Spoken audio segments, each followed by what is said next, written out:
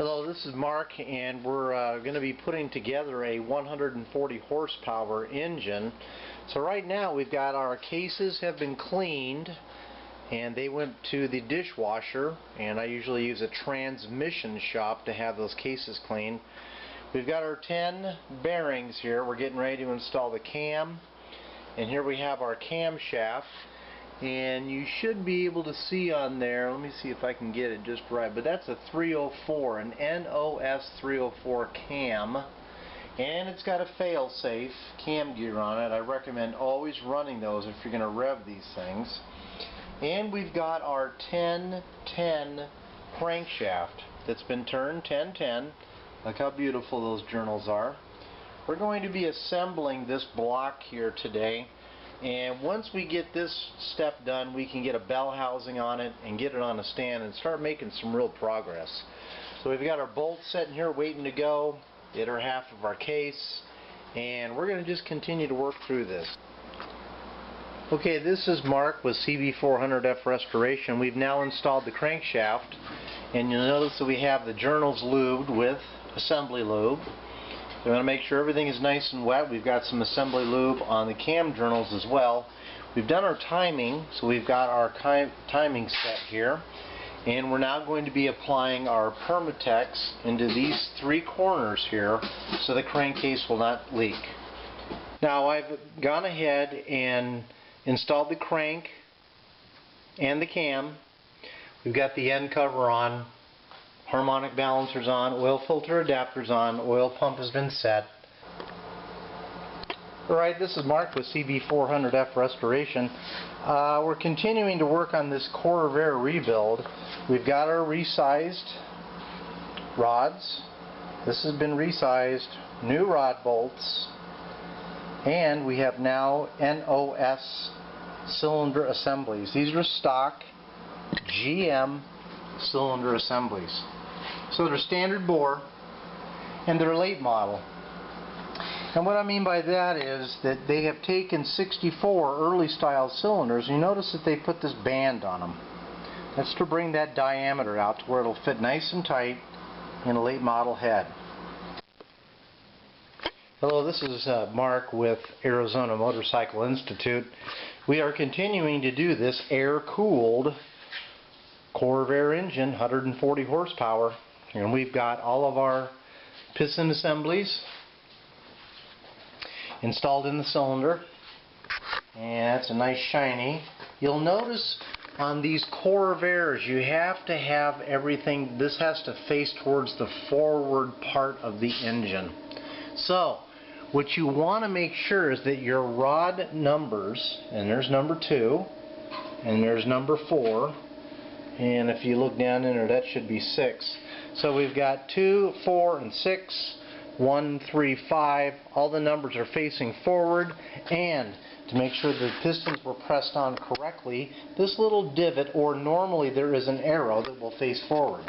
So we're waiting for a top cover and some cylinder heads, and that's going to be the next video.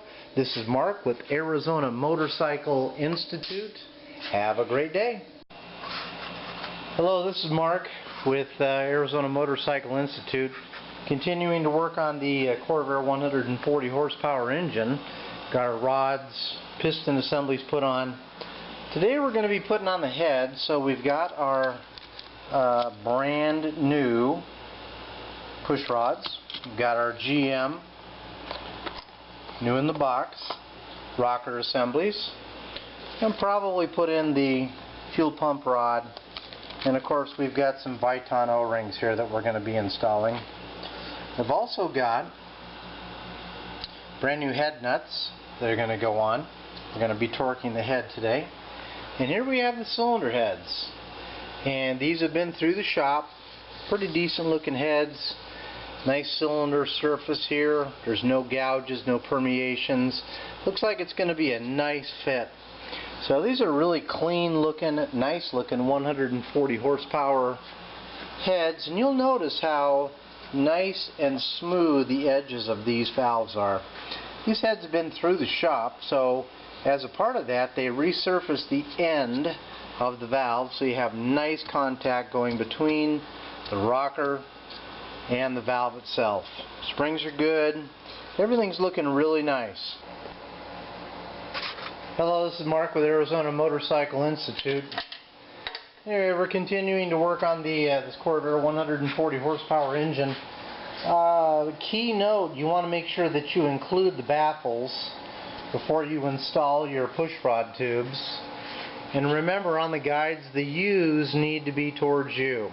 So now we got the studs, heads on, brand new head nuts, looking good. Everything's level, ready to go. Next step is going to be putting in the push rods. Lifters have been installed. Push rods go in, rockers go in. We do a basic static adjustment. We get things close. That way when we fire this thing up, we'll be able to get oil pressure and set the hydraulic lifters. We don't have a balance tube, so we've blocked these off to avoid any vacuum leaks. And then we've also put a gasket, some sealant, and an aluminum plate so we could block off the secondary carburetor ports. Same thing over here on this side. We got that blocked off. No vacuum leaks. You see we got a nice hose. Got a 8-plate oil cooler. It's really set up for a 12-plate, but we're using a 8-plate cooler. The distributor is a rebuilt 339, which is correct for 140 horsepower standard transmission applications. Here, attach it to that, and let's pop it and see what happens.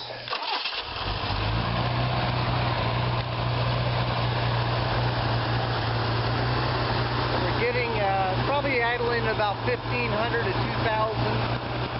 You can see we've got about 44 pounds of oil pressure. No lifter noise. All these lifters are nice and quiet.